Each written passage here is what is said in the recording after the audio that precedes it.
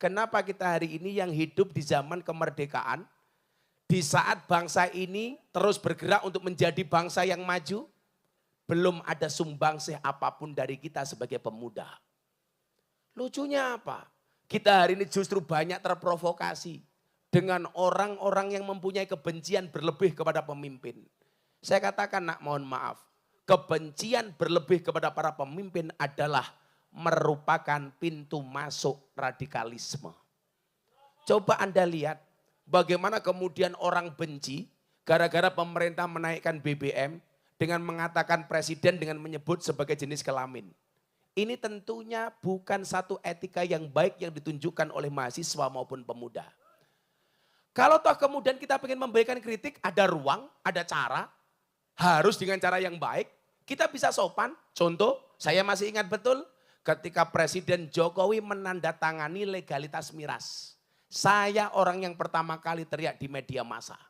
Dan ternyata didengar oleh Presiden. Saya waktu itu mengatakan, Pak Presiden mohon maaf, saya Miftah Maulana Habibur Rahman menolak kebijakan legalitas miras. Kenapa? Karena keharaman khamr di dalam Al-Quran qat'i mutlak tidak bisa ditawar-tawar. Bagi saya Presiden, minuman keras yang boleh dikonsumsi hanya satu, es batu. Malam Pak Praktek Mensesnek telepon saya, Gus kritiknya didengar sama Presiden. Keesokan harinya legalitas miras dicabut. Artinya apa? Presiden mendengarkan kritik dari masyarakat. Betul? Tapi dengan cara yang baik. Bapak Ibu yang saya muliakan, betapa kita melihat keadilan Tuhan dinampakkan di negeri yang sangat kita cintai, yaitu Indonesia. Ketika Allah Subhanahu wa taala berfirman dalam surat Al-Hujurat ayat 13. Ya ayyuhan nas inna khalaqnakum min dzakari wa unsa. Wahai para manusia, aku ciptakan kalian laki-laki dan perempuan. Jenis kelamin cuma dua, laki-laki dan perempuan. Adam dan Hawa, bukan Adam dan Eri. Cukup dua jenis kelamin. Makanya kamu jangan galau. Kalau kamu galau apakah saya punya pasangan atau tidak, coba kamu lihat surat Ar-Rum 21. Allah menciptakan manusia berpasang-pasangan. Itu artinya apa? Kalau kamu tidak punya pasangan, jelas kamu bukan manusia. Hati-hati le.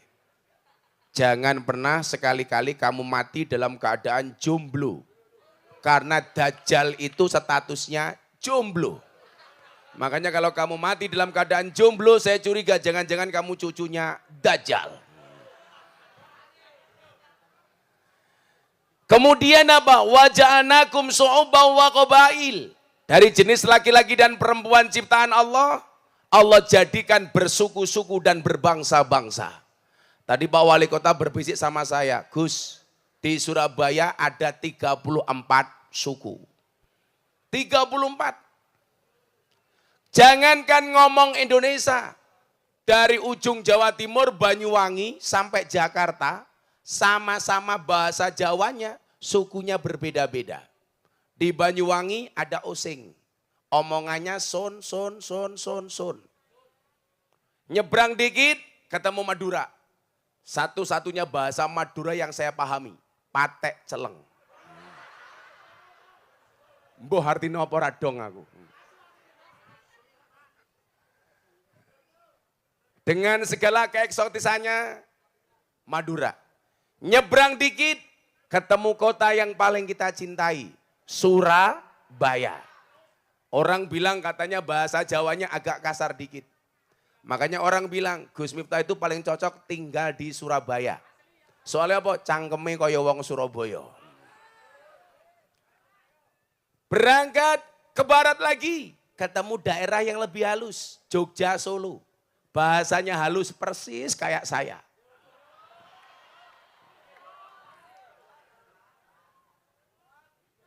Hoak mbahmu, hoak. Saya itu kelihatan gagah kasar di panggung, kalau di rumah subhanallah romantis. Kalau di panggung saya seperti Rambo, kalau di rumah Romeo. Body boleh atletis, hati teletabis. Saya nggak pernah sekalipun ngomong nggak pakai bahasa Jawa halus sama istri saya. Apalagi istri saya kalau Ramadan Idul Fitri, kalau sungkeman 30 menit sambil nangis-nangis. Abah kalau ngaturakan sugeng riyadi mbok menawi kalau gada kelepatan sak kelima saking ucapan sak langkah saking tindak tanduk kawula banyu sak cawuk lemah sak ceruk godhong sak cuek kayu sak coklek. Kula nyuwun agung isih samudra pangaksami, tangan saya dicium bolak-balik. Ketika sungkeman sambil nangis. Dia saya tanya, kenapa kamu nangis? Ingat dosa? Enggak. Kenapa kamu nangis? Sikilku jenengan idak, mbahmu aku. Ke barat lagi, sama-sama Jawa. Ketemu Banyumasan, Alngapakiyun. Dialeknya mulai blekutuk. Kalau orang Jawa kemayoritas menggunakan dialek O, kalau orang Ngapak, A. Sego jadi sega. Boto jadi bata. O jadi A. Saya agak fasih kalau ngomong Ngapak, karena kebetulan santri saya dulu banyak dari Ngapak. Tapi pas satu bahasa yang paling tidak enak adalah ketika tahun 2007 saya diundang oleh almarhum Ki Ento Susmono, dalang kondang dari Tegal. Pagi-pagi saya ditawari merokok pakai bahasa Ngapak. Pak Kiai Kiek, isuk-isuk ngobori cocot. Ya Allah, cocotnya sapa. Ke barat lagi, ketemu satu suku dengan segala keindahannya, Sunda. Omongannya sudah mulai kaditu, kadunya, cicing mah ulah gandeng, tai kucing mah diserondeng. Yang lucu Pak Kadensus, ada orang Ngapak main ke kampungnya orang Sunda. Begitu masuk kampung Sunda, kakinya nginjak kotoran. Orang Ngapaknya tanya, "Tai ini siapa Kiai?" Sama orang Sunda dijawab, "Iya mah taina urang." Urang dalam perspektif Ngapak sama Sunda itu beda. Menurut orang Ngapak urang itu udang, menurut orang Sunda urang itu orang. Jadi begitu dia bertanya, "Taina siapa Kiai?" Dijawab sama orang Sunda, "Iya mah taina urang." Orang Ngapaknya teriak, "Inyong ra percaya, masa taina urang gedene sekiye?" Ke barat lagi, ketemu Jakarta, Betawi, lulu gua, bapak lu mertua gua. Dan ternyata dengan semua perbedaan yang ada, tidak menghalangi tekad para pemuda tanggal 28 Oktober untuk mendeklarasikan Sumpah Pemuda. Makanya malam hari ini saya ingin menggelorakan kembali semangat para pemuda. Kenapa? Karena saya melihat nilai-nilai kepemudaan hari ini justru mengalami penurunan. Baik nilai-nilai beragama maupun nilai-nilai dalam berbangsa. Bapak Ibu, warga masyarakat Surabaya yang saya muliakan. Kalau dulu Bung Karno pernah mengatakan, "Berikan kepadaku 10 pemuda, maka akan aku guncangkan dunia." Kalau sekarang beda. Berikan kepadaku 10 pemuda, maka akan aku jadikan ganteng-ganteng serigala. Gantengnya di sini, serigalanya di situ.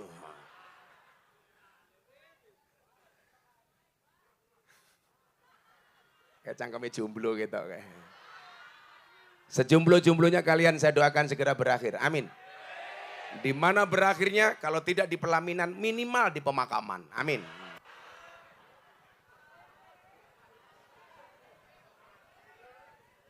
Makanya begitu Pak Wali Kota bilang sama saya, "Gus, kita bikin acara di Surabaya yuk." Acaranya apa, Cak? Pengajian. Pengajian mah biasa. Terus acaranya apa? Gimana kalau kita kemas dengan toleransi kebangsaan? Yang membuat kemudian saya bersedih adalah beberapa bulan yang lalu saya matur, ada sebuah lembaga survei dari Jawa Timur yang menyatakan bahwa 37% mahasiswa dan pelajar di Jawa Timur terpapar paham intoleransi dan radikalisme. Begitu membaca survei ini, saya langsung ngelus dada. Dadanya istri saya. Ya Allah, kok bisa Jawa Timur, kota santri, mayoritas NU, dengan keberagaman yang begitu indah di Surabaya, pelajar dan mahasiswanya bisa terpapar 37%. Dan ternyata Ketika kita selidiki lebih lanjut, dari mana mereka terpapar? Jawabannya adalah dari media sosial. Oh, generasi TikTok. Ami diketu. Gitu. Saking gampangnya sekarang orang pengen jadi viral dengan menggunakan TikTok. Jadi kadang-kadang yang nggak bermutu kadang-kadang juga viral. Begitu sulit. Gitu. Ki apa gini. Kebayang nggak kalau bapak-bapak yang berdoa di sini tadi ada Islam, Kristen, Hindu, Katolik, Buddha, Konghucu, kepercayaan, mereka setelah berdoa goyang pargoy. Ya Allah gitu loh. Kok geting aku gitu loh. Sing jawab, oh tenan ki jelas anak buah Samsudin nih. Oh tenan. Shallu ala Nabi Muhammad. Maka kemudian apa? Berbarengan dengan momentum Sumpah Pemuda ini, saya kemudian mengingatkan kepada diri saya dan kepada semuanya, bahwa semangat pemuda saat itu hari ini harus kita teladani. Apa saja hal-hal yang bisa kita teladani dari Sumpah Pemuda itu? Saya mencatat 5 hal. Ini materi saya pengajian malam hari ini. Tolong Anda perhatikan secara seksama 5 hal. Lihat jari saya, jangan lihat cincin saya. Kok pamer gitu loh. Copot isin aku. 5 hal. Muga-muga carry. Saya pakai lagi. Pengajian amplopnya tipis kehilangan cincin aku.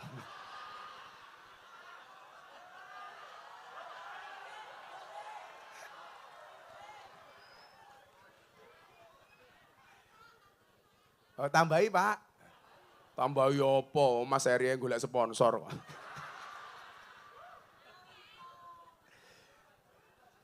Tapi santai Mas Eri. Kenapa Mas Eri ngundang saya mau. Karena saya cinta sama Mas Eri. Cintaku padamu Mas seperti air kencing di dalam kolam renang. Maksudnya apa? Wujudnya tidak nampak tapi hangatnya bisa dirasakan.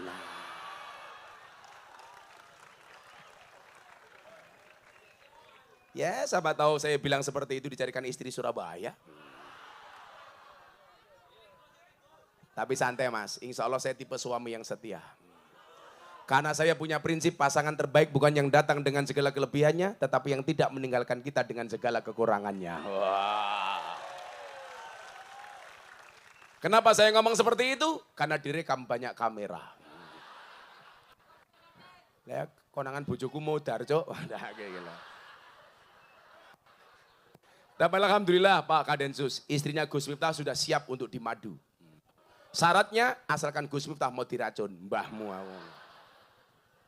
Makanya tadi Mas Eri bisik-bisik sama saya, Gus Miftah bisa membedakan madu yang asli sama palsu enggak? Oh bisa Pak Wali. Caranya gimana Gus? Gampang.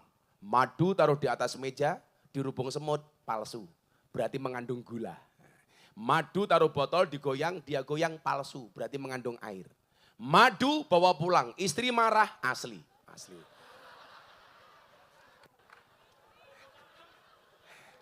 Gak percaya Bapak, silakan dicoba. Tapi dengan teori madu itu, saya baru sadar bahwa bagaimanapun ternyata perempuan jauh lebih kuat dibandingkan laki-laki. Buktinya apa? Seorang laki-laki berani menghadapi ribuan ekor lebah untuk membawa sebotol madu. Tapi seorang laki-laki tidak berani menghadapi seorang istri untuk membawa seorang madu, betul? Ada nih, makanya Pak Wali jangan macam-macam. Kesuksesan seorang suami berangkat dari doa seorang istri, betul? Itu artinya semakin banyak istri, semakin banyak yang mendoakan.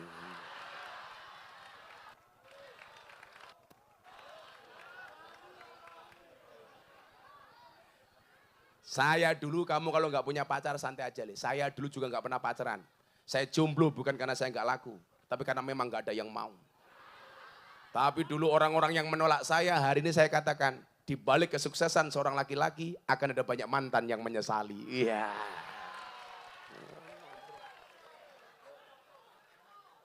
Shallu ala Nabi Muhammad. Apa pelajaran yang bisa kita ambil dari Sumpah Pemuda? Yang pertama, semangat Sumpah Pemuda mengajarkan kepada kita untuk nggak pernah berhenti dalam perjuangan. Kalau kita belajar nahwu di situ disebutkan wal ismu minhu mu'rabun wa mabniun. Isim itu ada dua, mu'rab dan mabni. Mu'rab itu dinamis, mabni itu statis. Sejarah Sumpah Pemuda menunjukkan apa? Bahwa bangsa Indonesia pernah memiliki kaum pemuda dan pemudi yang begitu dinamis. Mu'rab itu dinamis, mabni itu statis. Mu'rab itu pemain, mabni itu penonton.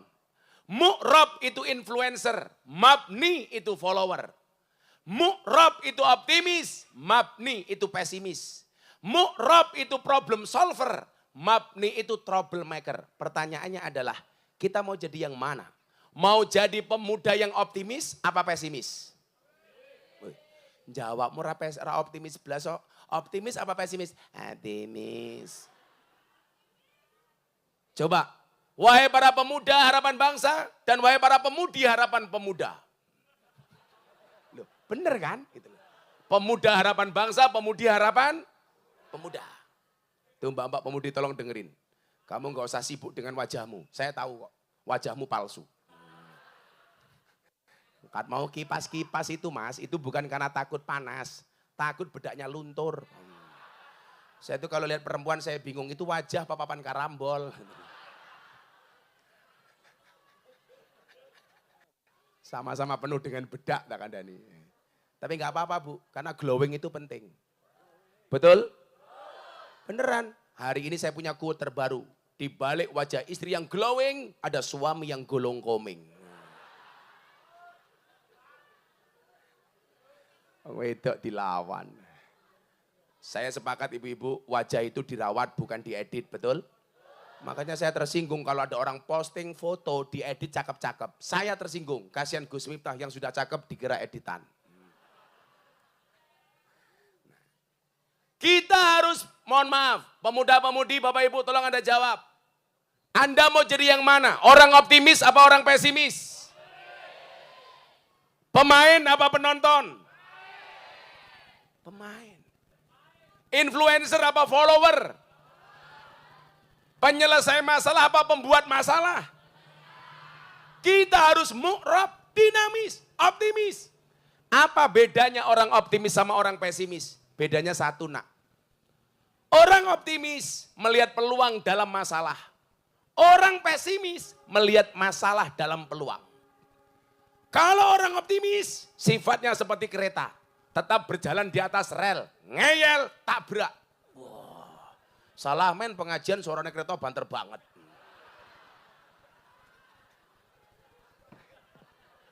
Ngoeng. Baru iki pengajian yang TV, iklannya kereta.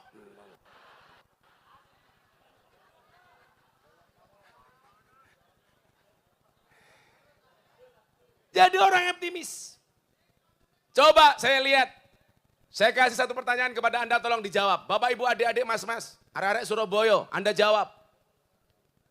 Kalau Anda naik perahu di tengah sungai, perahunya bocor. Di sekeliling perahumu banyak buaya. Apa yang harus Anda lakukan? Saya ulangi, bayangkan Anda naik perahu. Perahunya bocor. Di samping perahu banyak buaya. Apa yang harus Anda lakukan? Rata-rata jawabannya pasrah, doa, tawakal. Salah. Bayangkan kalau Anda naik perahu, perahunya bocor. Di sekeliling perahumu banyak buaya. Apa yang harus kamu lakukan? Yang harus kamu lakukan adalah berhenti membayangkan.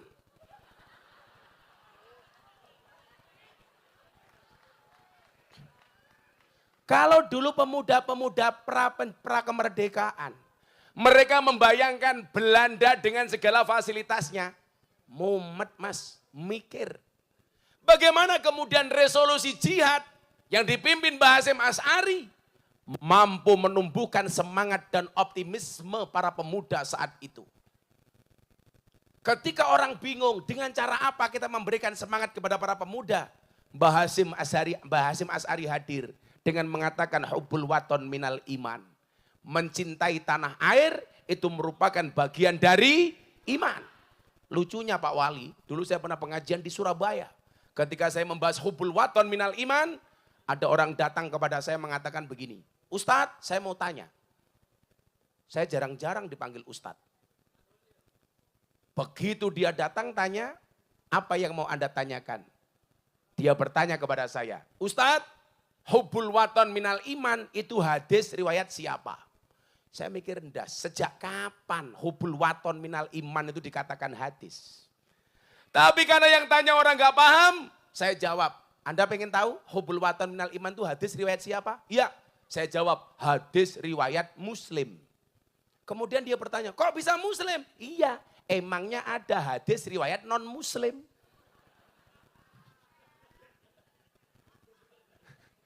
Masa hadis riwayat pendeta kan gak mungkin.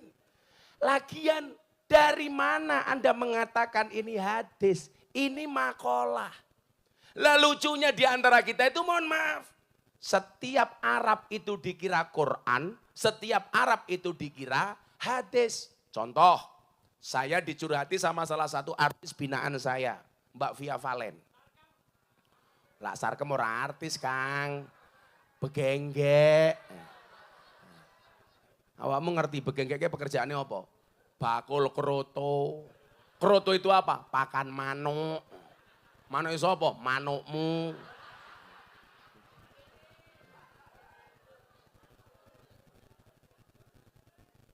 Via Valen tanya sama saya begini. Waktu rame-ramenya Via Valen.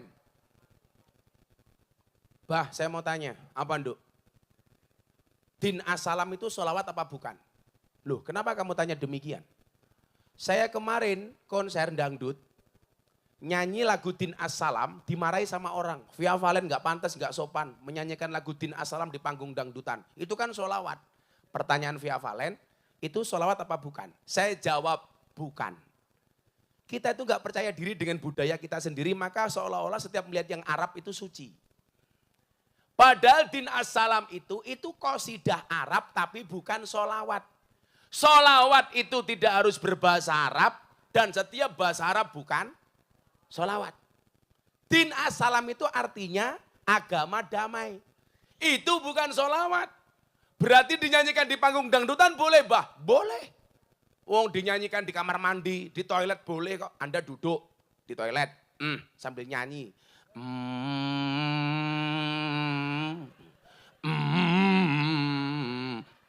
Boleh. Karena itu bukan sholawat. Yang lucu dulu jenderal, zaman Gus Dur, zaman Orde Baru. Gus Dur diawasi sama intelijen. Karena tahu rapatnya bersama para kiai diawasi sama intelijen, Gus Dur bilang sama kiai, Pak Kiai mulai sekarang kita ngomongnya pakai bahasa Arab saja. Intelnya pusing, pulang. Sampai kantor ditanya sama komandannya, hei Intel, apa tadi hasil rapat Gus Dur dan para kiai? Intelnya jawab, aman Kiai, Gus Dur dan para kiai hanya saling mendoakan. Makanya kalau saya besok pengen nikah lagi, saya pengen cari istri Arab. Kayak cangkeme ngopo ya cah. Kuyen desa ndelok drone bengok.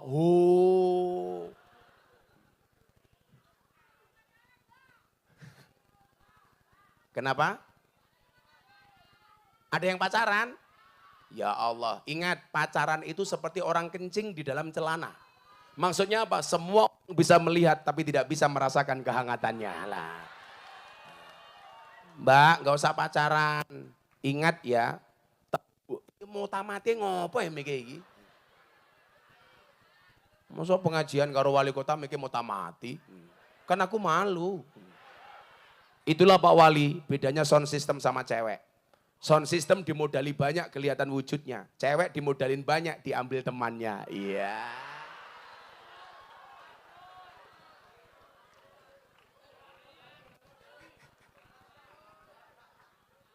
Shallu ala Nabi Muhammad. Maka apa? Kita harus menjadi pribadi yang optimis, dinamis, terus bergerak. Menjadi pemain, bukan penonton. Celakanya lagi apa? Di Indonesia hari ini tidak lagi banyak pemain, tidak lagi banyak penonton, tapi banyak orang profesinya seperti wasit. Sukanya menilai orang. Dan yang paling cilaka adalah wasit sepak bola. Saya paling benci dengan profesi wasit sepak bola. Kenapa Gus? Pekerjaannya lari ke sana kemari mencari kesalahan orang lain.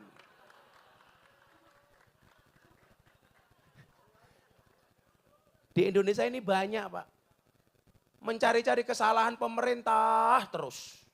Muncul COVID, pemerintah disalahkan. Pemerintah dengan arif mengeluarkan kebijakan BLT.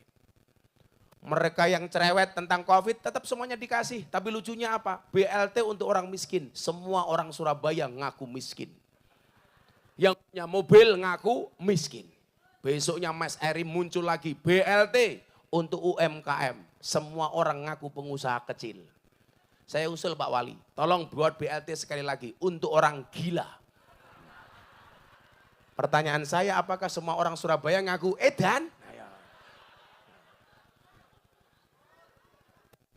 Kebijakan pemerintah dikritik terus. Tapi begitu BLT, antri pertama kali.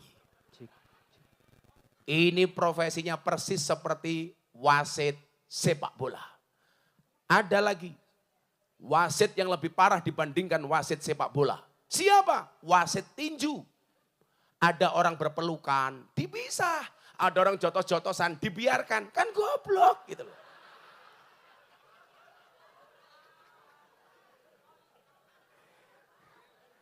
Ndelok wong akur ora seneng.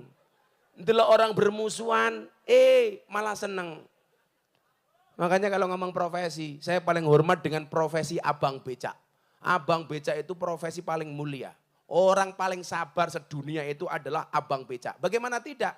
Nunggu penumpang, penumpangnya tidak datang. Becake ditumpaki dhewe. Wah. Bahkan saya pernah dulu jadi ketua paguyuban becak kota Yogyakarta zaman kuliah. Saya pernah narik becak, becak saya ditabrak mobil. Dier, saya nggak marah. Hanya nyanyi lagu India. Matane, matane, matane.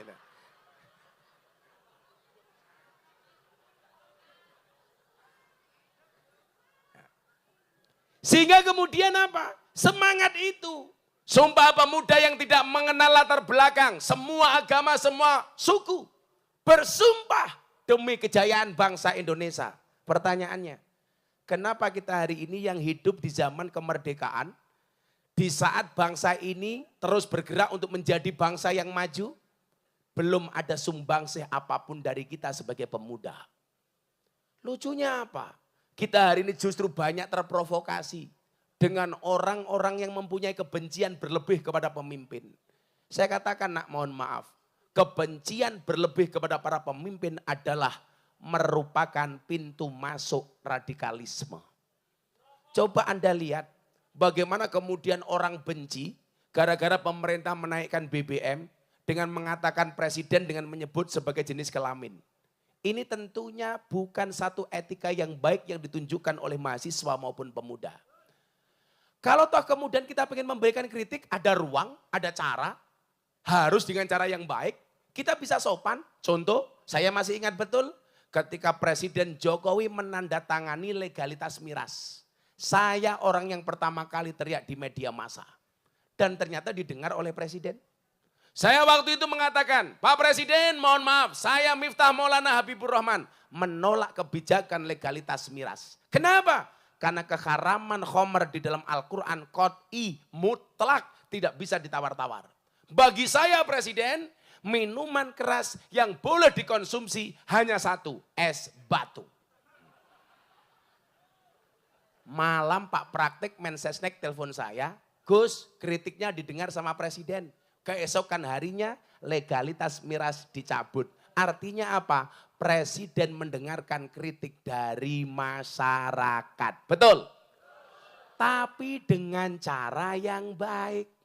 Gara-gara itu nama saya trending Twitter nomor 2. Nomor 1 Wulan Guritno kasus perceraiannya. Nomor 2 Gus Miftah menunggu kapan berakhirnya masa iddah Wulan Guritno.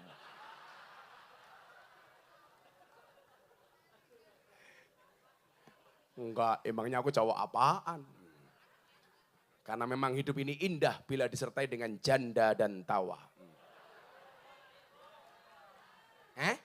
Oh canda. Bandara di Indonesia yang paling menyenangkan adalah bandara di Surabaya. Bandara Juanda.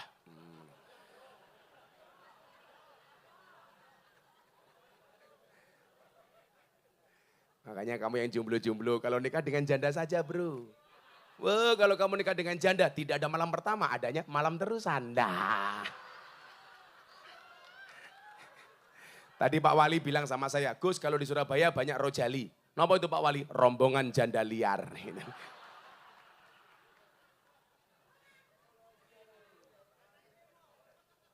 Anak limo. Kan itu ada syairnya kan. Dolan ning sawah adus ning kali. Kayu nongko digawe lemari. Gus Miftah gagah dan rajin ngaji. Banyak rondo yang minta dirabi. Tapi Gus Miftah ora sudi kok ora wani gitu. Wahai para suami, jagalah perasaan istrimu. Karena berapapun gajimu tidak mampu membeli perasaan istrimu. Betul? Santai Pak Wali, perempuan masih sore kita muliakan ya. Nanti malam kita bantai.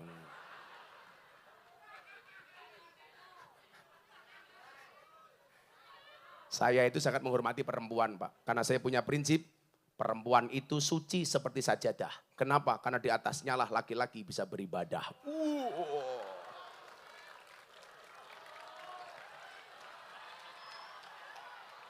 Itu artinya semakin banyak sajadah, semakin bagus. Betul Bu?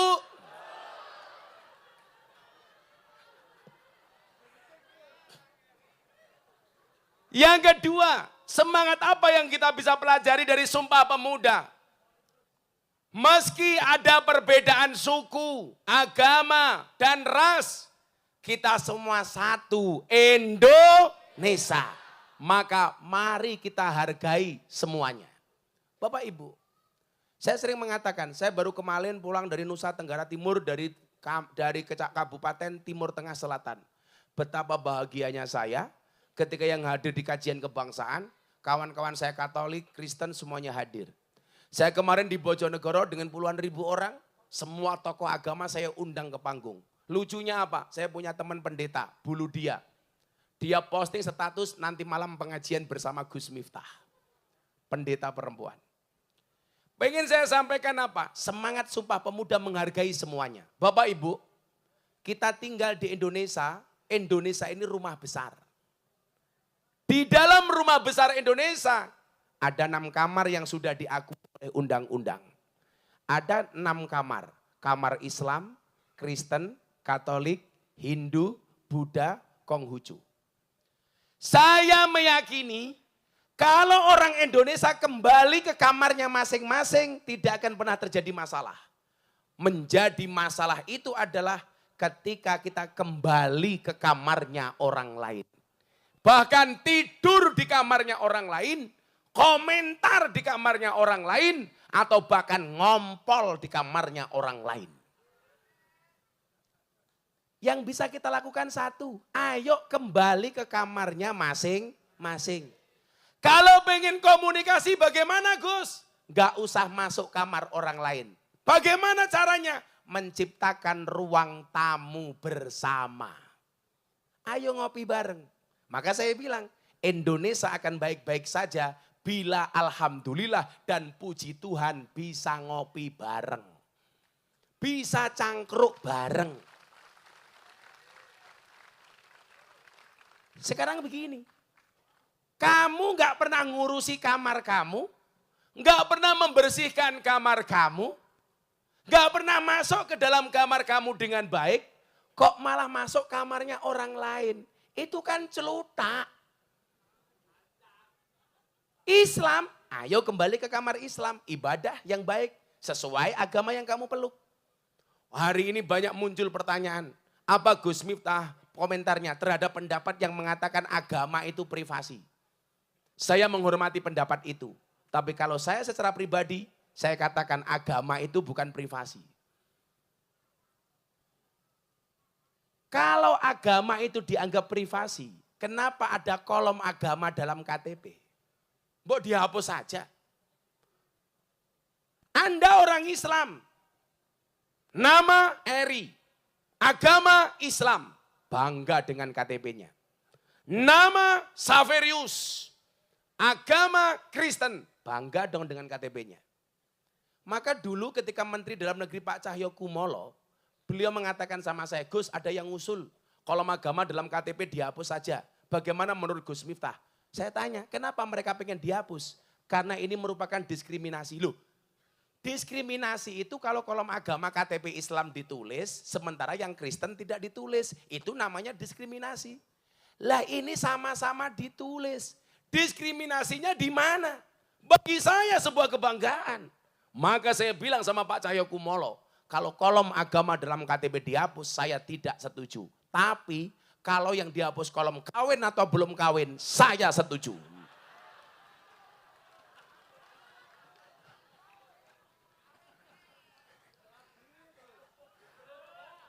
Setuju ibu-ibu? Tidak. Setuju bapak-bapak? Ah, setuju, garangan kok.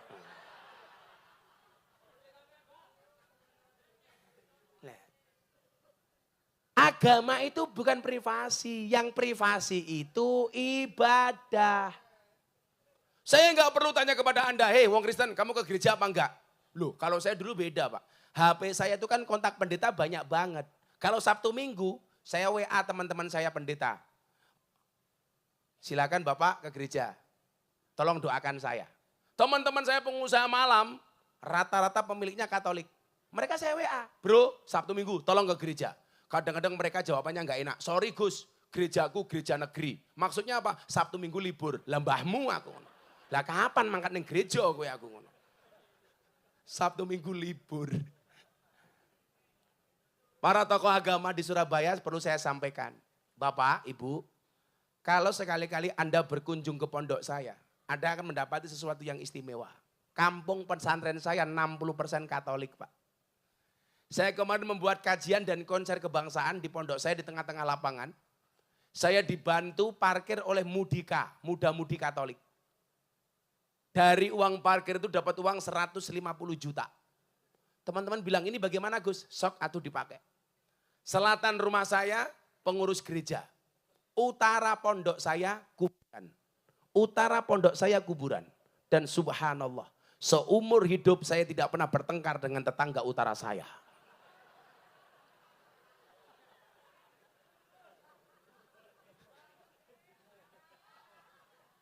Kuburan.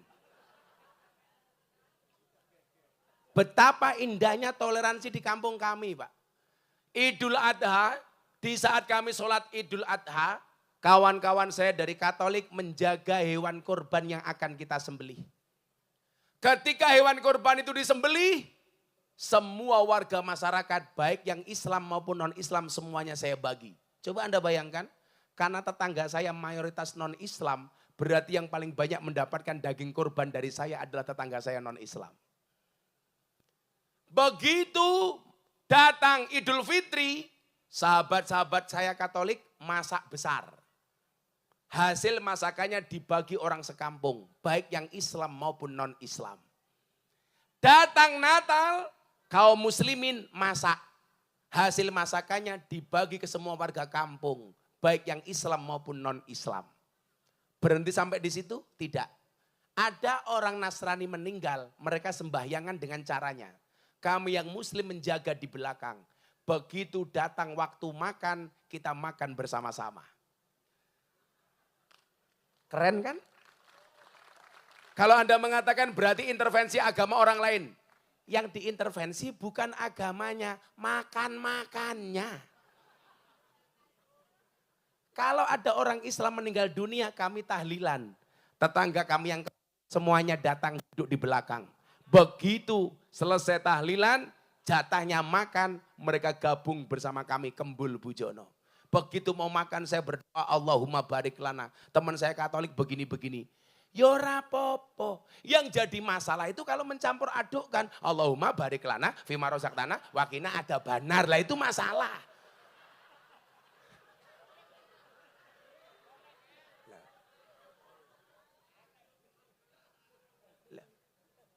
Kalau makan, saya makan sama sahabat saya Pak Martinus, yang kebetulan saya berbeda agama dengan beliau, kayak kemarin kita di restoran, beliau mau makan dengan cara, berdoa dengan cara agamanya, saya dengan cara saya. Ini artinya apa? Kita bangga dengan agama kita tanpa harus menjelekkan agama orang lain. Toh kemudian Al-Quran mengingatkan kita. Wala tasubbul ladina yad'una min dunillah fayasubbullah adwam bighairi ilm. Janganlah sekali-kali kamu menghina sesembahan orang lain, maka orang lain berpotensi menghina sesembahanmu dengan menggunakan dengan tanpa ilmu. Nabi Muhammad mengatakan sederhana kok. Hei anak, jangan pernah seorang anak menghina bapaknya sendiri. Para sahabat bertanya, mana ada wahai Rasul seorang anak menghina bapaknya sendiri? Nabi Muhammad menjawab, ada. Siapa? Seorang anak yang menghina bapaknya orang lain, maka anak orang lain berpotensi menghina bapaknya sendiri. Artinya apa? Kalau kamu pengen agamamu tidak dihina, jangan menghina agama orang lain. Simple bro. Saya pasang beduk ketika peresmian masjid Pondok Pesantren Ora Aji. Tetangga saya pendeta saya undang. Pendetanya bilang sama saya, Gus, mbok masjidnya Gus Miftah dibuat kayak gereja saya. Maksudnya pendeta, pasang dong piano, masa cuman beduk? Saya bilang sama pendeta, pendeta ini lucu. Di masjid kok dipasang piano, sandal saja hilang. Makanya saya pasang beduk, aroma untal-untalan.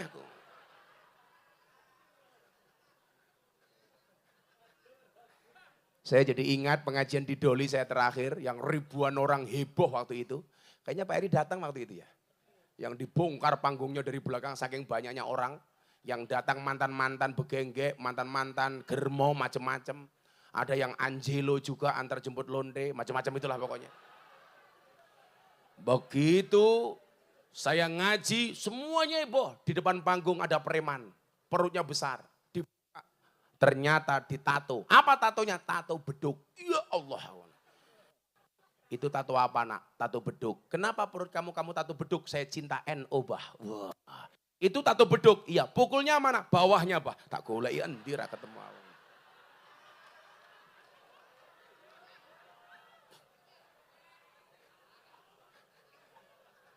Meyakini agama yang kita peluk benar itu hukumnya wajib.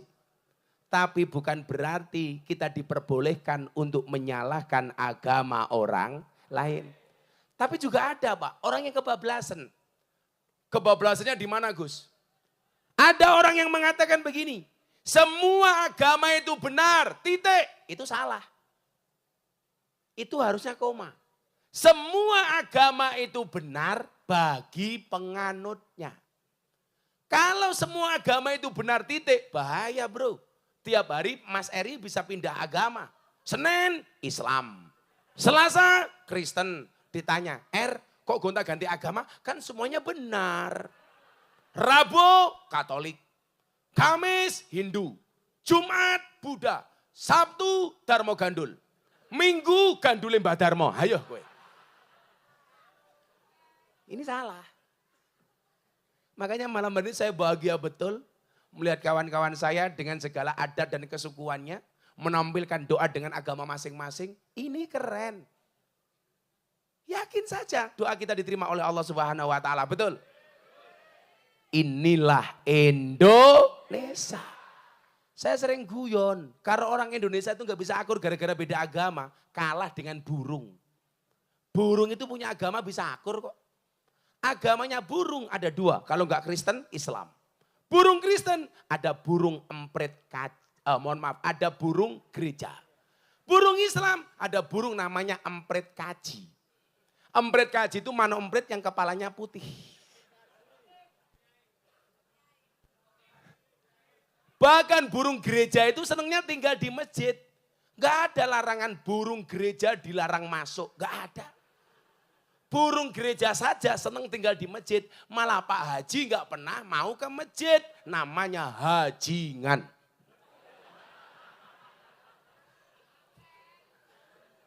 Tapi kalau ikan agamanya pasti Katolik. Soalnya apa? Yang paling besar namanya paus.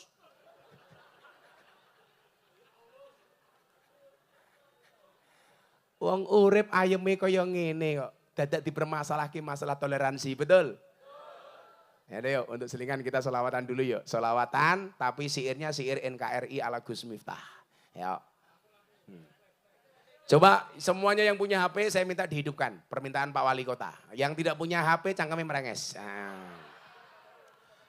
Semua HP flashnya kita nyalakan, kita solawatan bareng-bareng. Yuk. Sing teman-teman beragama lain rapal solawat minimal gerak ke HP lah ngaku koncoku ya. Ora-ora lah HP-mu mau alaf, ora-ora. Semuanya HP diangkat. Bisa nggak lampunya dimatikan Pak Wali? Ya, kalau nggak bisa mati ketua panitianya pateni wae.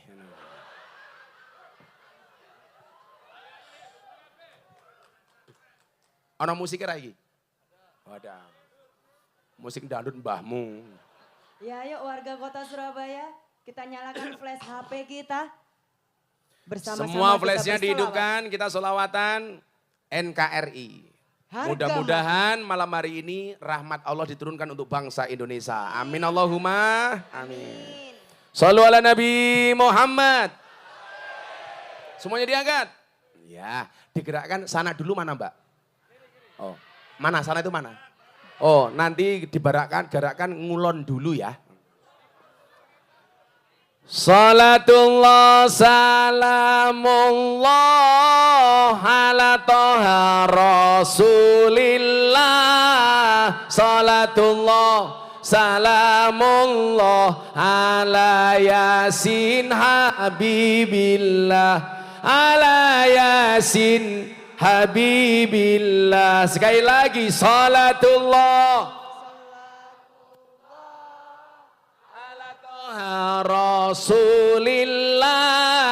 Salatullah salamullah ala yasin habibillah. Ala yasin Joko Tingkir minumnya kopi, kopi ditanam di pinggir kali. Ayo berpikir tentang negeri ini, kalau bukan kita siapa lagi? Kalau bukan kita siapa lagi? Salatullah ala toha rasulillah. Salatullah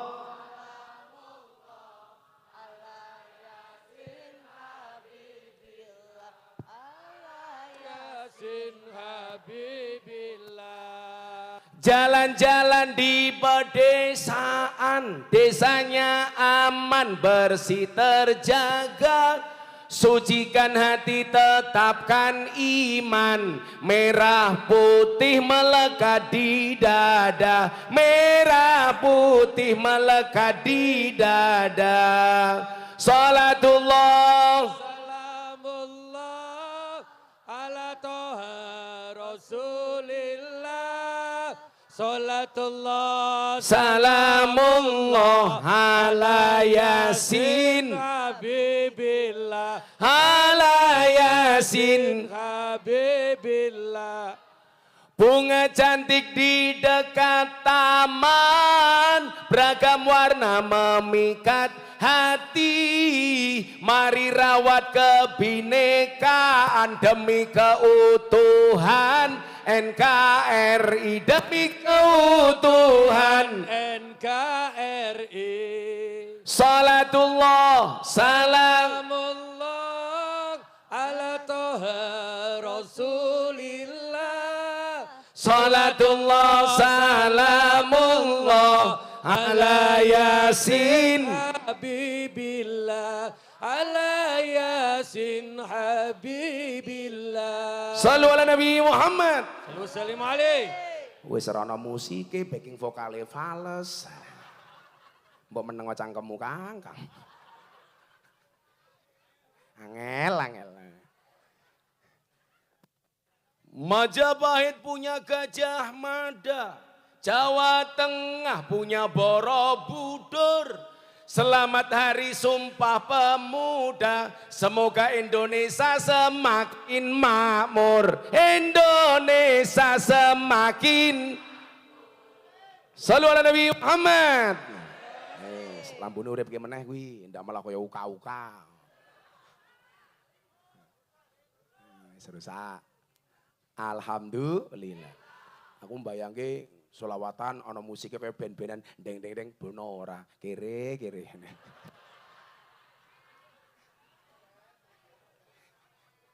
Ya ora apa-apa.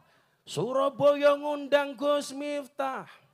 Wali kotane lumayan gagah. Ana gajah adus ning balik najan gagah.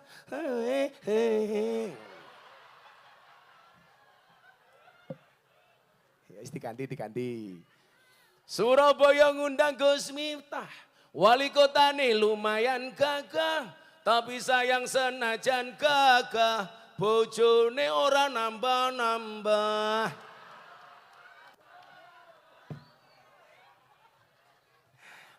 Wali kotane mulai batin, kiai ini dancuk.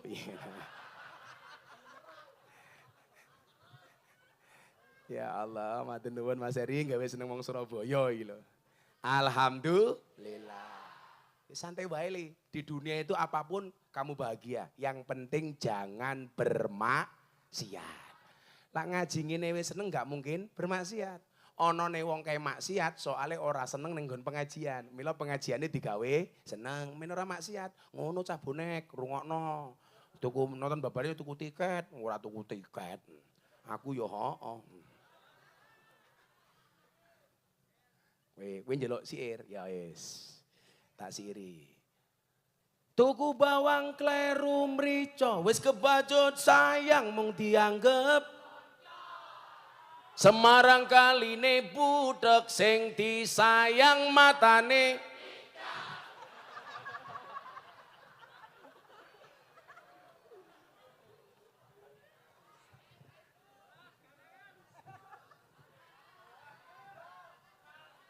Kualak ya nggih wong wedok-wedok kae. Buah belimbing, buah pisang, raine glowing, kakinya belang-belang. Buah belimbing di atas getek, raine glowing tungkae.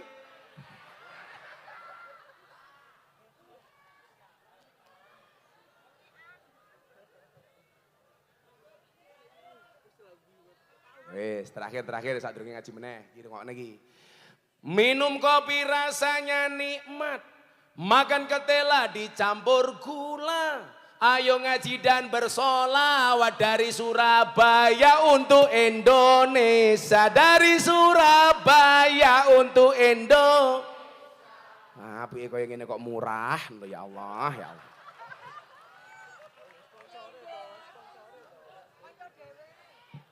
Degan, ya Allah.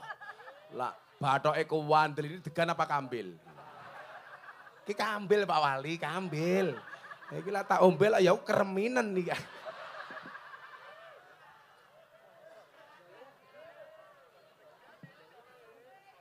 Angel. Isine ciu mbahmu ngawur. Isine ciu lho. Emangnya aku cowok apaan? Wis senengane ciu wae, ngombe ciu sak botole. Kowe turu ketok jempole. Angel. Ayo seweneng lak aku ngaji di Surabaya seweneng. Cangkemku bebas kok wae. Ini nanti yang bingung, sahabat saya yang punya TV Pak Rio itu. Iki ngedite kepiye? Wani. Apa? Kowe iki aja gede-gede wetengmu, bakul gendera wetenge gede. Ora tau ngrungokke pengajianku kok wong lanang ki lak wetenge gede biasane manuke cilik.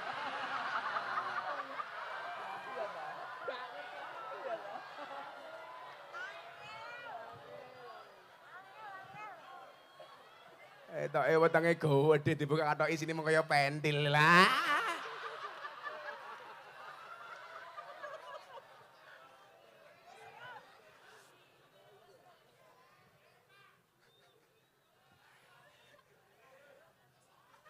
Lah wong wetenge gede, manuke cilik, Gus Miftah wetenge cilik, berarti manuke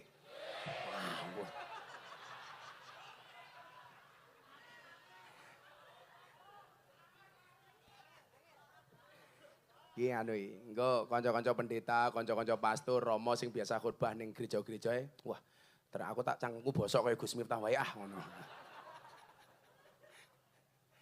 Alhamdulillah. Lanjut. Kayak guyu telat iki kepiye ta iki?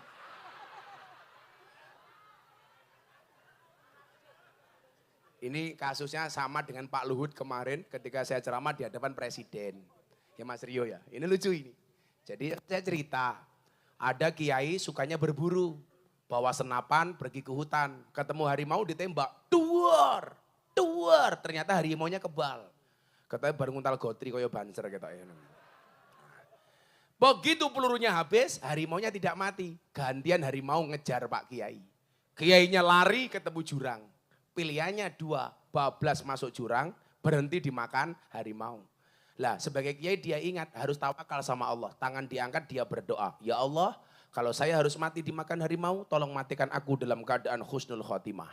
Begitu matanya dibuka, ternyata harimaunya enggak makan Pak Kiai.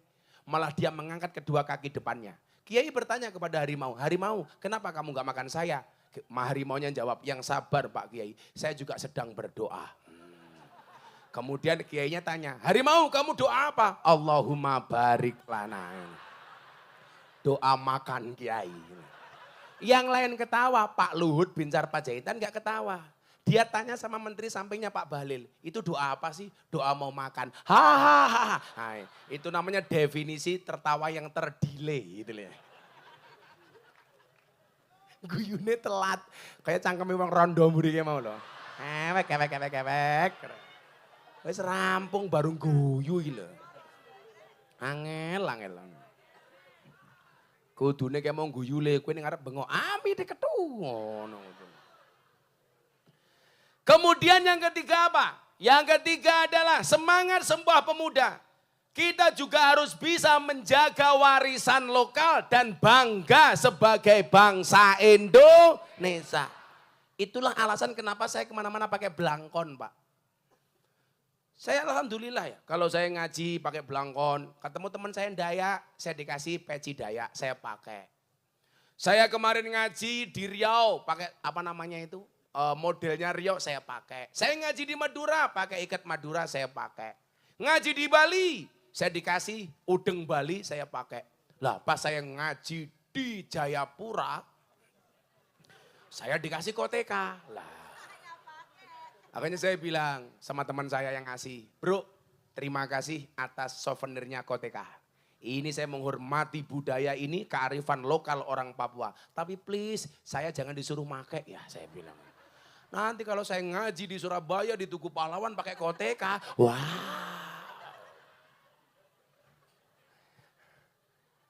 Artinya apa? Bangga dong. Kenapa saya harus menggunakan blangkon? Karena ini saya menjaga kearifan lokal. Kalau saya haji kemarin, ketemu orang Arab ditanya. Karena aneh kan, yang lain pakai putih-putih, saya pakai blangkon seperti ini. Orang Arab tanya sama saya, mahada, ini apa? Saya bingung, blangkon bahasa Arabnya apa? Akhirnya saya jawab, hada blangkon. Wow. Dia tanya lagi sama saya, mahua blangkon? Blangkon itu apa? Saya jawab, ina urroksi, wadai endas. Akhirnya orang Arab bilang, ta'al blangkonnya bawa sini. Blangkon saya diciam-cium. Yo kecut kok goblok aku. Aku ora tahu ngambung aku. Akhirnya dia tanya ini Pak.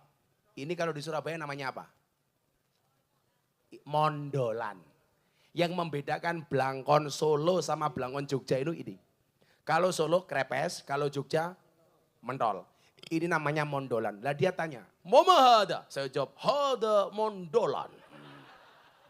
Kenapa orang Jogja bikin blangkon mondolnya di belakang? Karena menggambarkan penyesalan itu tempatnya di belakang. Kenapa?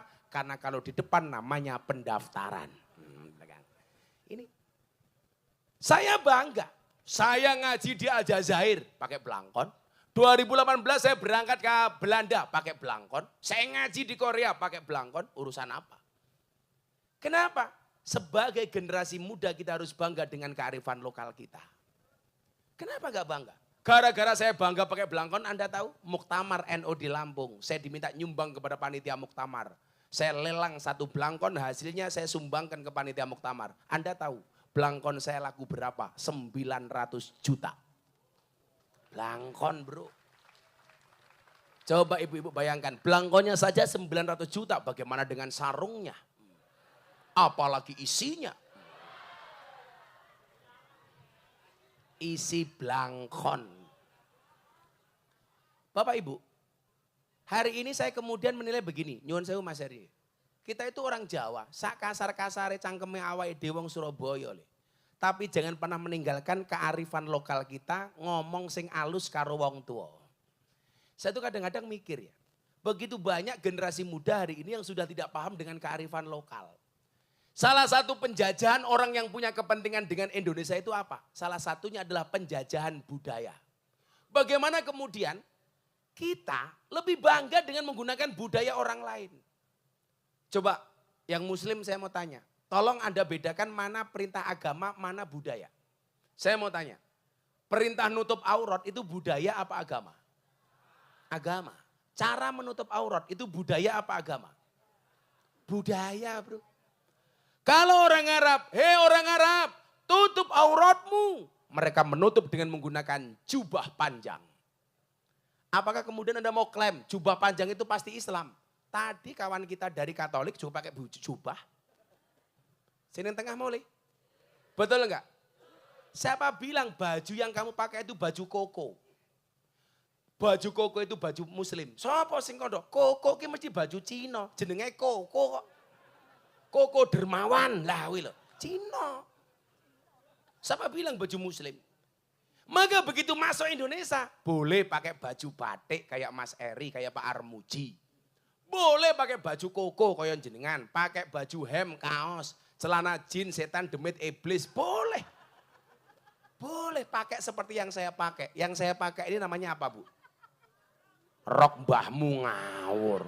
Kiai kok rokan gitu.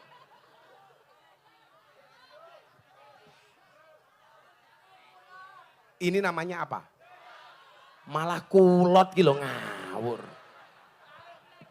Tok rung, katok sarung. Dari depan kayak sarung, dari belakang kayak katok. Tak buka, rapopo matane, rapopo gitu.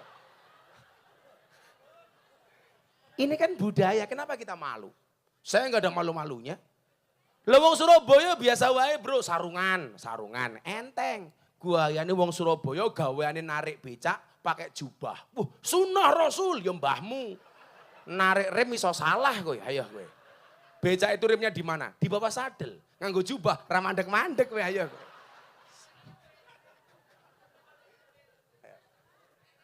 Kenapa kita nggak bangga dengan produk lokal kita gitu loh maksud saya. Makanya kemarin ketika orang ramai itu lagu Joko Tingkir menghina Joko Tingkir. Kenapa? Karena Joko Tingkir ngombe dawet. Bagi saya itu benar. Karena zaman Joko Tingkir adanya cuma degan kopi dawet. Yang salah itu kalau Joko Tingkir ngombe boba. Wih salah. Zaman Joko Tingkir ngono boba Mas Eri. Apa kaya awakmu Joko Tingkir ngombe ciu. Lah kuwi menghina. Ini budaya. Kenapa kita nggak bangga dengan kearifan lokal kita sendiri? Dulu Sumpah Pemuda, pemuda yang hadir. Seperti yang tadi kita lihat kawan-kawan kita 34 suku yang ada di Surabaya. Menggunakan pakaian masing-masing. Dulu Sumpah Pemuda mengajarkan demikian. Kenapa hari ini kita tidak bangga? Mohon maaf, orang Arab yang dulu kita contoh pakai nikob, pakai burqah, pakai cadar. Itu hari ini mereka melepas nikobnya, melepas cadarnya. Apalagi kebijakan Muhammad bin Salman menggunakan jilbab tidak wajib di Arab Saudi. Mereka melepas. Mereka sudah mulai menanggalkan, tapi kita mulai beramai-ramai make. Lucunya apa? Soal fashion orang Indonesia berkiblat ke Arab, orang Arab berkiblat ke Amerika, orang Amerika berkiblat ke Indonesia. Mereka sudah menggunakan blangkon, pakai beskap, latihan gamelan. Inilah ulak-walik zaman. Kita melu-melu Arab, Arab melu-melu Amerika, Amerika melu-melu Indonesia. Lah kenapa kita orang Indonesia enggak bangga dengan budaya kita sendiri? Belum lagi kemudian kearifan lokal soal makanan. Makanya dijaga Mas Heri. Jangan sampai kita terjajah dengan makanan-makanan dari luar. Sehingga anak muda hanya bangga kalau nongkrong di tempat-tempat branded. Dijaga. Karif lokal Surabaya, rawon, pecel, rujak congor, semuanya dijaga. Apa kayak? Rujak, jingo. Ngomong apa? Saya tadi ngomong apa? Yo men mau congor-congorku dewe kok. Sukanya ayam harus yang teriyaki. Kita punya geprek. Kamu tahu bedanya ayam Jepang sama ayam Indonesia? Bedanya satu. Ayam Indonesia itu dablek-dablek maka digepreki. Ayam Jepang budek-budek maka diteriyaki.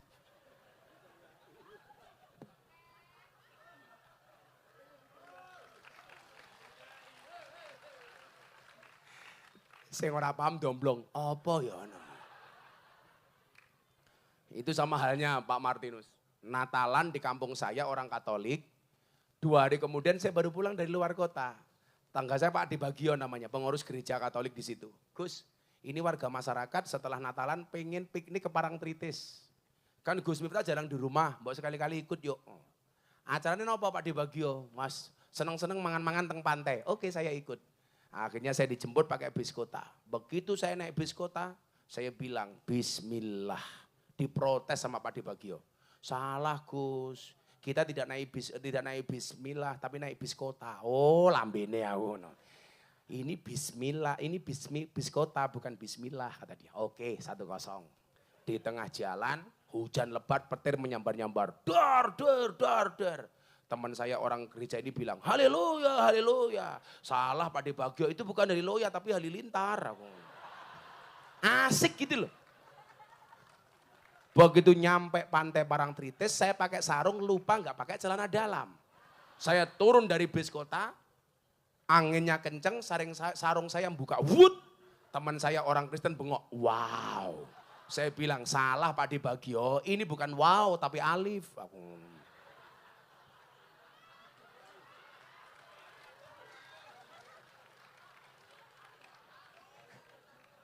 Loh, alif gitu loh. Sing ora tau ngaji belas ora paham gitu ini. Sama teman saya pendeta.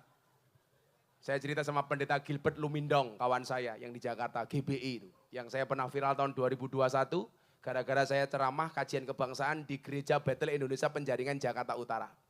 Yang saat saya pulang langsung diteriaki kafir di media sosial. Miftah kafir, ceramah di gereja. Tak jawab, enggak masalah, syahadat lagi. Repot amat gitu loh.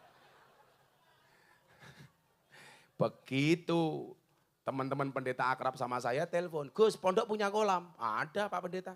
Boleh nggak kami pendeta mancing di kolam pondok? Boleh. Akhirnya kita datang mancing melewati genangan air. Pendetanya bilang sama saya, Gus kaki saya korengan nggak boleh kena air.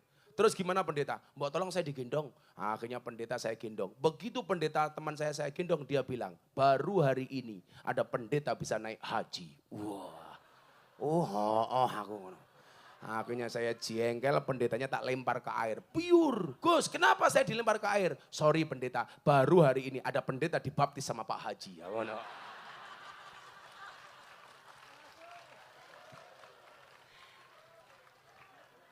Indah nggak Pak?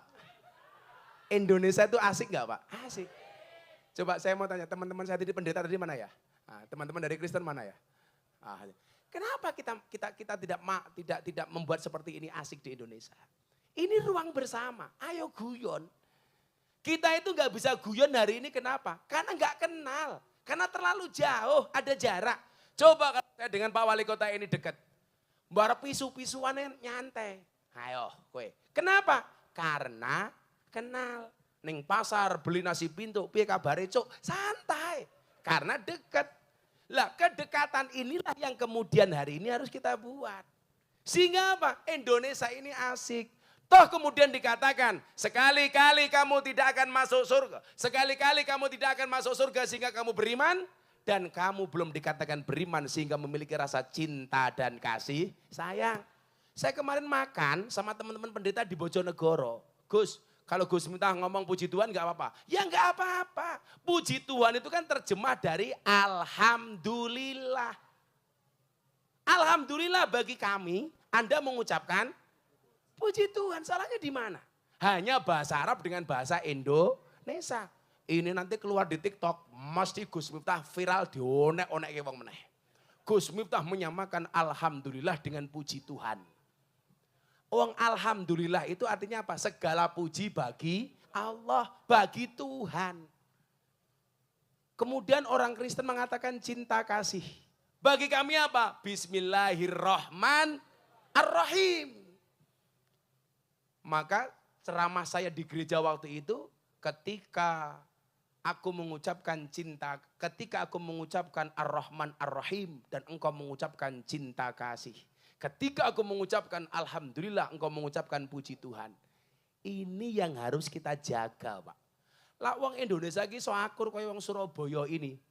Insya Allah Indonesia baldatun thayyibatun wa rabbun ghafur. Amin Allahumma amin. Persatuan. Menjaga kearifan lokal. Bangga dengan produk dalam negeri. Enggak malu dengan karya kita sendiri. Hei anak muda. Anak muda itu banyak karya, bukan banyak gaya. Betul? Apalagi kamu cowok. Cewek itu paling benci dengan cowok model 3. Omong kosong, otak kosong, dompet kosong. Enggak ada istilah cewek matre, yang ada cowok kiri. Karena jatuh cinta itu pakai perasaan, merawatnya pakai penghasilan. Iya. Masuk deh. Lah raimu kaya dino Minggu, ra masuk.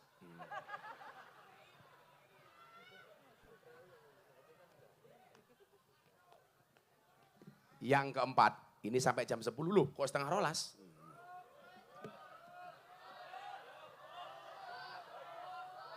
Apa? Sampai subuh. Halah, amplop tipis, ngenyang.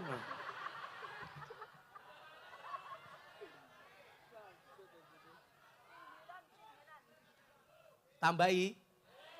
Dermawan, tambahi. Pak Dermawan ini Chinese, sahabat saya. Jadi saya itu di Surabaya malah sahabat-sahabat yang sering ketemu sama saya. Itu teman-teman Cina kayak Pak Dermawan ini. Dia tuh kadang-kadang, Gus aku minta foto. Saya bilang, Pak Dermawan boleh foto sama saya. Tapi ada syaratnya. Syaratnya apa Gus? Tolong kamu melek. Aku ki Cina Gus, Cina. Lali aku Pak. Tapi kira iso melek. Belum wis Pak Dermawan. Apa Mas? Halo, wong Surabaya ngaji yo enak karo ngopi nih, cangkeme ngomyang dhewe nih lho. Iki gege kentir cah kuwi. Kopi? Ya, hidup harus ngopi. Kenapa? Karena hidup butuh inspirasi, bukan halusinasi. Pak Wali Kota itu jadi wali kota cukup seperti kopi. Pahit sih, tapi banyak yang mencintai. Iya. Ya, mudah-mudahan Pak Eri panjang umur. Jadi orang sedunia mati, Pak Eri hidup sendiri. Amin.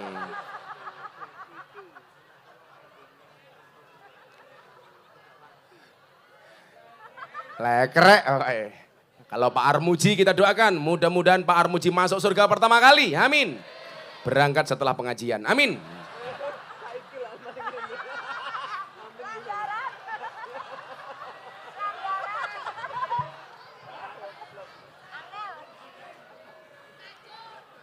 Saya yakin Pak Armuji ini orang baik. Maka saya berwasiat kepada masyarakat Surabaya, tolong Pak Armuji jangan dikubur sebelum mati ya.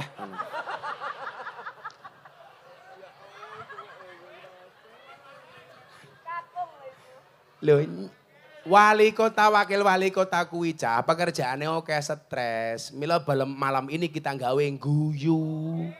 Nggih napa mboten? Mila Pak Jokowi kelak ngaji Gus Miftah mung guyu wae. Ya santai wae gitu loh. Hidup tuh gak usah terlalu stres. Makanya Imam Abu Hasan Asadili mengatakan apa? Kok kamu ngaji punya guru, gurunya gak bisa membuat kamu tertawa, tinggalkan. Guru gawe susah. Gini apa mboten? Kandani kok. Gara-gara saya ngomong kayak gini, saya punya teman pendeta Gilbert Lumindong. Sekarang kalau dia khotbah di gereja, melu-melu lucu. Ya Allah itu loh. Ketularan Gus Miftah.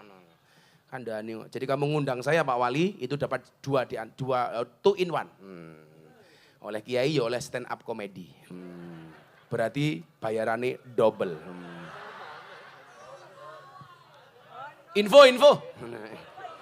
Sing satset masih.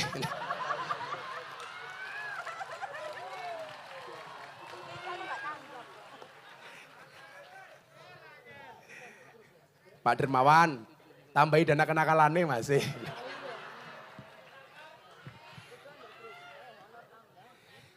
Yang keempat, apa pelajaran dari Sumpah Pemuda? Meski kita sudah punya bahasa asing, tetap jangan pernah untuk mencintai bahasa Indonesia. Termasuk bahasa-bahasa Jawa, bahasa-bahasa daerah, tetap dipertahankan, Li. Jangan sampai kamu tinggal di kota sedikit ngomongnya Inggris tapi lupa dengan bahasa Jawa. Makanya saya bilang sama Mas Eri, Gus Miftah itu seneng ngomong dancuk dalam rangka mempertahankan kearifan lokal.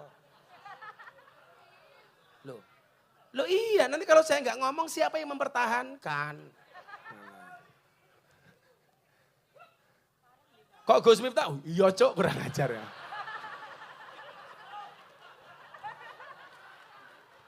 Iya nyok. Saya itu kan pernah ke Belanda Mas Eri. Saya itu kan cerita cari sejarah. Sakjane dancuk ki apa toh gitu. Akhirnya saya masuk ke Museum Belanda, ternyata Dancuk itu adalah nama tokoh di Belanda atas nama Dankok.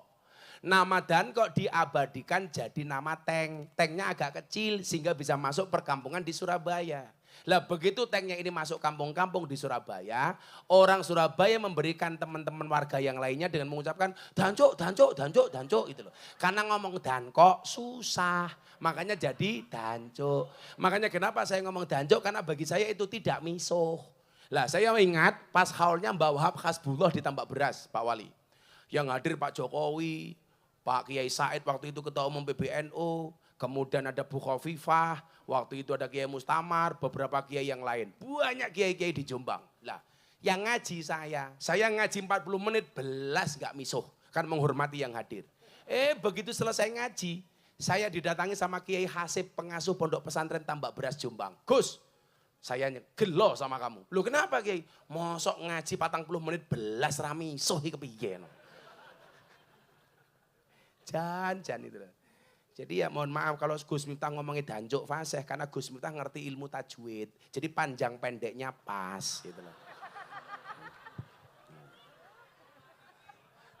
Bahkan yang ngukul kolah barang deh pada kita Dancuk kok. Oh, no. Ketok ya di Lumena diangkat jadi warga kehormatan Surabaya karo Pak Eri. Atas prestasinya mempertahankan kalimat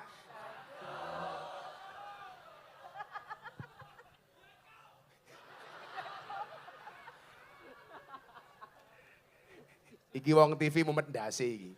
Gila ngomong Dancuk ning TV entuk apa ora. Sejarahnya begitu Pak Rio. Saya sampai berangkat ke Museum Belanda waktu itu tahun 2018. Dancuk iki sapa tak bilang. Ternyata jawabannya itu. Kita senang dengan kearifan lokal kita, menjaga bahasa Indonesia termasuk bahasa-bahasa daerah kita. Kemudian yang terakhir yang nomor 5 adalah Sumpah Pemuda itu mengajarkan kepada kita kemanapun kakimu berpijak, jangan pernah melupakan tanah airmu Indonesia. Dengan segala budayanya. Saya tuh kadang-kadang malu Pak Martinus. Kalau saya ngaji di Taiwan, di Hong Kong. Mbak-mbak yang kerja di sana saya nasihati. Begitu berangkat dari Surabaya, dari Ponorogo, dari Lamongan, dari Tulungagung. Pindah kerja di Hong Kong. Ya Allah. Pakaiannya, fashionnya melu-melu anak Hong Kong. Lah wong Hongkong ngono nganggo pakaian seksi, ya pantes mulus, resik, putih. Lah cah desa Surabaya lho. Ning Hongkong melu-melu nganggo rok dhuwur dengkul. Lah padha-padha ndelok aurate, ya aku mending ndelok wong Hongkong gitu lho. Ya mbok yo dijaga kearifan lokal kita. Berangkat dari Surabaya pakai jilbab, pakai baju tertutup sampai Hongkong dibukai. Ya Allah. Untung aku pakai kacamata hitam. Sehingga mataku mendelik, tidak kelihatan.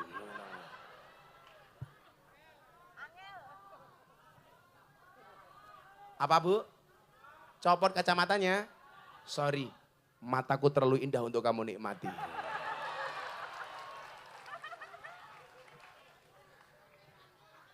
Saya pengen memberikan satu kesempatan sama anak kecil yang apal Sumpah Pemuda tak kasih uang 500.000. Anak kecil. Siapa yang berani? Kamu yang pakai peci NU sini nih. Sumpah Pemuda, hafal enggak Sumpah Pemuda? Ayo, siapa yang hafal? Sini, ngapal sini. Sumpah Pemuda. Ayo Le, sini maju. Siapa yang pepal? Nah sini. Pinjam mic-nya Mbak. HP ini cross. Sini deh. Sini sayang, sini. Sarunge. Sandalnya pink. Namanya siapa sayang? Afin. Nama panjangnya? Muhammad Afin Jamalulail. Ini ngomong apa kemu. Muhammad Afin Jamalulail. Qiyamul Jamalulail. Kamu dari mana nak? Dari Surabaya. Nah, cita-citamu pengen jadi apa? Tentara. Apa? Tentara. Oh tentara. Kalau kamu besok daftar tentara ditolak gara-gara gigimu jelek, kamu bilang, sorry pak, tentara itu tembak-tembakan bukan cokot-cokotan gitu ya. Masa ditolak dari tentara gara-gara untu nelek gitu. Iki tugasnya tentara iki tembak-tembakan apa berakot-berakotan. Afin apa dengan Sumpah Pemuda? Apal enggak? Ayo baca Afin. Sumpah Pemuda, kami putra dan putri Indonesia mengaku bertumpah tanah air Indonesia. Bertumpah darah yang satu. Oh ya, tanah air Indonesia. Kami putra dan putri Indonesia mengaku berbangsa satu bangsa Indonesia. Kami putra dan putri Indonesia menjunjung berbangsa Bahasa persatuan. Bahasa persatuan bahasa Indonesia. Iya. Cair dan kenakalannya masih. Kalau kamu saya kasih uang untuk beli apa nak? Slot. Kok slot ki piye to slot ki? Kalau saya kasih uang 500.000 untuk beli apa? Buat orang tua. Buat orang tua. Pakai mic. Buat orang tua. Waduh berbakti sekali kamu nak buat orang tua. Bapakmu pekerjaannya apa? Berdagang sepatu. Oh pedagang sepatu. Oke, ibu? Sama. Pedagang sepatu. Oke. Ya sejuta. 1, 2, 3,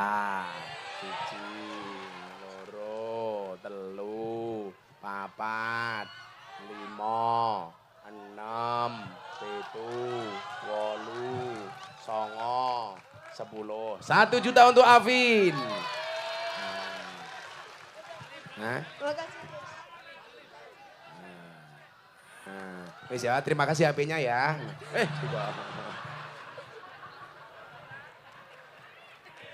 Cair. Jan. Pengajian amplop berat jelas malah dirampok ya aku.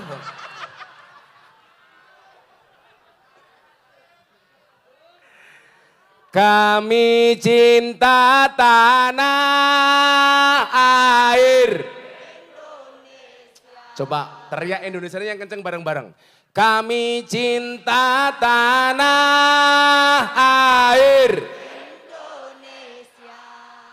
Kami bangga jadi bangsa Indonesia. NKRI akan selalu kami jaga demi kejayaan bangsa Indonesia. Sholli iman sholli wa sallim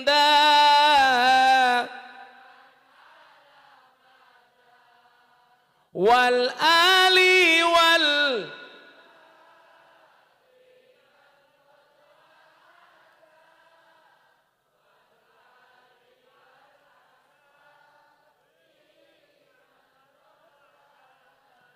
Alhamdulillah. Sumpah Pemuda mengajarkan 5 hal. Semangat Sumpah Pemuda mengajarkan kepada kita nggak pernah berhenti untuk terus berjuang. Sumpah Pemuda memberikan pelajaran kepada kita. Meski ada perbedaan suku, agama, dan ras, kita semua satu Indonesia. Kita hargai satu dan yang lainnya. Sumpah Pemuda mengajarkan kepada kita harus menjaga warisan lokal dan bangga sebagai warga Indonesia. Sumpah Pemuda mengajarkan kepada kita, meski kini sudah banyak bahasa asing, yuk kita cintai bahasa Indonesia. Dan yang kelima adalah Sumpah Pemuda mengajarkan kepada kita, kemanapun kakimu berpijak, jangan pernah melupakan tanah airmu, Indonesia. Akhirnya Bapak Ibu, kenapa kaca mobil bagian depan pasti jauh lebih besar dibandingkan kaca spion? Jawabannya adalah karena masa depan bangsa Indonesia jauh lebih besar dibandingkan masa lalunya. Tepuk tangan untuk Surabaya. Akhirnya Bapak Ibu sudah jam 3:30, pengajian dianggap selesai. Mari kita berdoa bersama-sama kepada Tuhan yang Maha Kuasa. Mudah-mudahan bangsa ini senantiasa dijaga oleh Allah Subhanahu wa Ta'ala. Bismillahirrahmanirrahim. Allahumma sholli ala Sayyidina Muhammad wa ala ali Sayyidina Muhammad walhamdulillahi rabbil alamin. Ya Allah ya Rabb, perkenankanlah kami malam hari ini di Tugu Pahlawan yang menjadi sejarah perjuangan bangsa Indonesia ya Allah. Kami hamba-hambamu menengadakan kedua tangan kami, mengkhusukkan hati dan pikiran kami ya Allah. Ampuni dosa kami, ampuni kesalahan kami, ampuni kekhilafan kami, ampuni kemaksiatan kami ya Allah. Ampuni pula dosa kedua orang tua kami, sayangilah mereka sebagaimana mereka menyayangi kami. Kasihlah mereka ya Allah sebagaimana mereka mengasihi kami. Ampuni pula dosa para pemimpin-pemimpin kami ya Allah. Tunjukkanlah kepada mereka jalan yang lurus, yaitu jalannya orang-orang yang kau cintai. Bukan jalannya orang-orang yang sesat, yaitu jalannya orang-orang yang kau murkai. Ya Allah ya Rabb, tunjukkanlah kepada pemimpin kami bahwa yang benar itu benar. Dan engkau memberikan kekuatan kepada mereka untuk melaksanakannya. Tunjukkan kepada mereka bahwa yang salah itu salah ya Allah. Dan kau berikan kekuatan kepada mereka untuk meninggalkannya. Ya Allah ya Rabb, kami malam hari ini di acara Sumpah Pemuda ini ya Allah. Semua yang hadir ini ya Allah, kami mohon kepadamu ya Allah. Jadikanlah kami bangsa Indonesia bangsa yang rukun. Jadikanlah kami bangsa Indonesia bangsa yang akur. Bangsa yang toleran, menghormati antara satu dan yang lainnya. Sehingga membawa bangsa Indonesia menjadi bangsa yang baldatun thayyibatun wa rabbun ghafur. Ya Allah ya Rabb, siapapun yang hadir malam hari ini dalam keadaan sakit, engkau angkat semua penyakitnya ya Allah.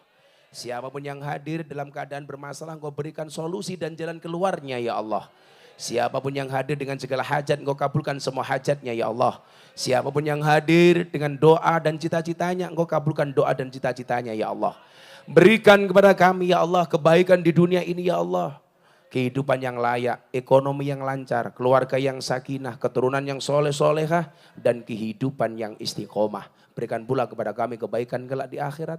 Jauhkanlah kami dari siksa kubur, jauhkanlah kami dari siksa neraka, jauhkanlah kami dari siksa di padang mahsyar, dan jadikan akhir hidup kami husnal khotimah. Rabbana atina fid dunya hasanah, wa fil akhirati hasanah, wa qina adzabannar, walhamdulillahi rabbil alamin. Terima kasih, selamat malam, assalamualaikum warahmatullahi wabarakatuh.